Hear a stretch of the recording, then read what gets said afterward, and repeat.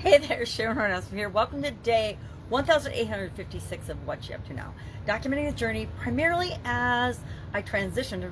Originally hopped online and started talking about every day, documenting my journey, sharing experiences, sharing what's working, what's not working, and what I'm working on with respect to growing and building and supersizing my business, as well as helping other people to do the same thing.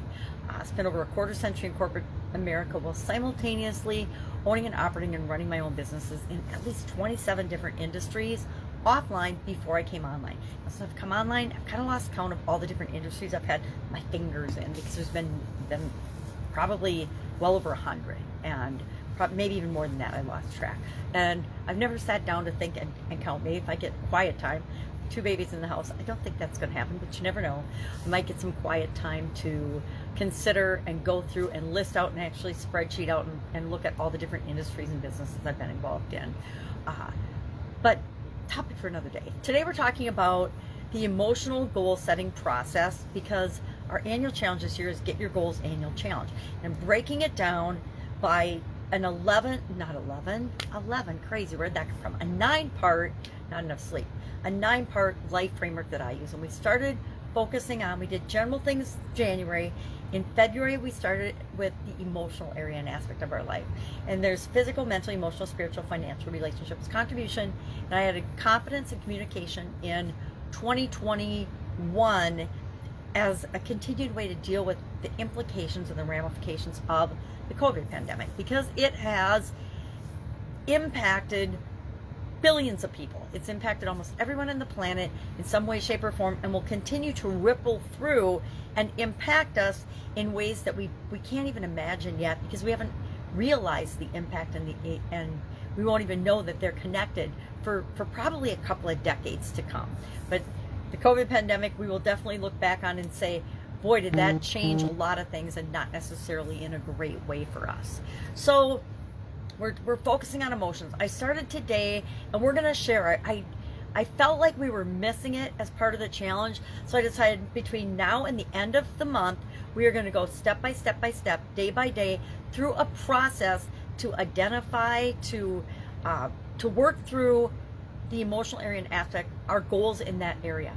Every year, I personally have a process where I set annual goals, and then I break them down by smaller and smaller chunks, so I can actually get to the point where I'm doing a few things every day that are moving me toward achieving those goals. And I want to make sure that I'm sharing how I do that with people in the challenge, because it's one of my secrets to getting a whole lot of stuff done that I normally wouldn't have gotten done if I didn't do it this way.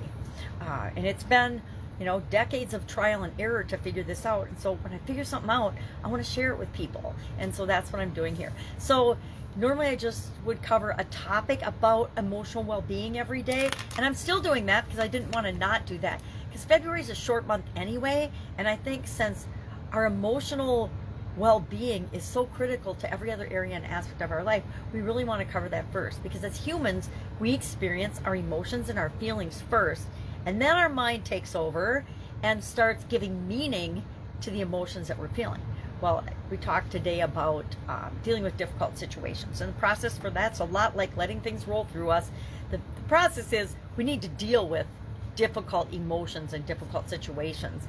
Sometimes we can choose not to participate, but other times it's critical that we do, because we find out that we're shortchanging ourselves and our experiences here on the planet by not dealing with our emotions.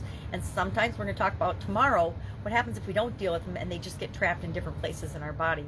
I have had that happen to me, and so I want to make sure that I'm sharing what I learned about that experience as well. So today we talked about the first step of that goal setting process, and that's identifying what the heck do you want.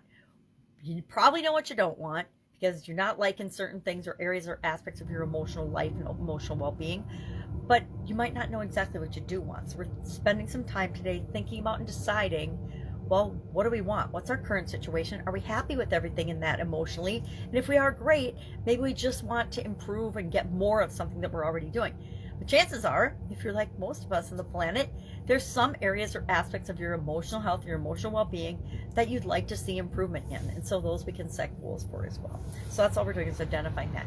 And then our idiom for today, which is on my lap, was to rise above it. And I like these idioms that are general and subject to interpretation, especially since I'm taking idioms for all possible situations and I'm making them fit to how do we build and grow and supersize our business. What does this mean to us? Because we get to define what things mean as we're growing and building our business. That's one of the cool things about building your own business.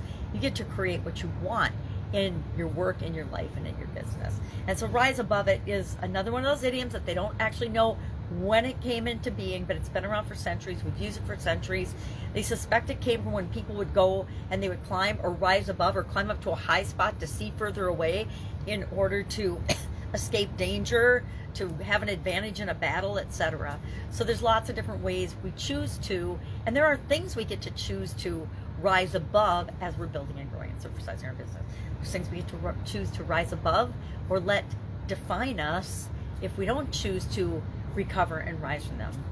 You know, I had a sudden cardiac arrest in 2010, and I could have just, shut down and retired and not done anything since then.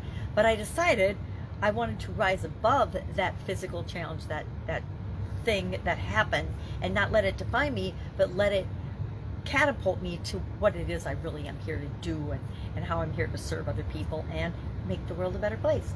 So that's it. If I can help you in any way, I'm hanging out with my 2 beautiful granddaughters to help out. My daughter just had a week ago her second little baby girl, and so that's 2 under 2, and she needs a hand while her husband's working. So if I can help you in any way, ask.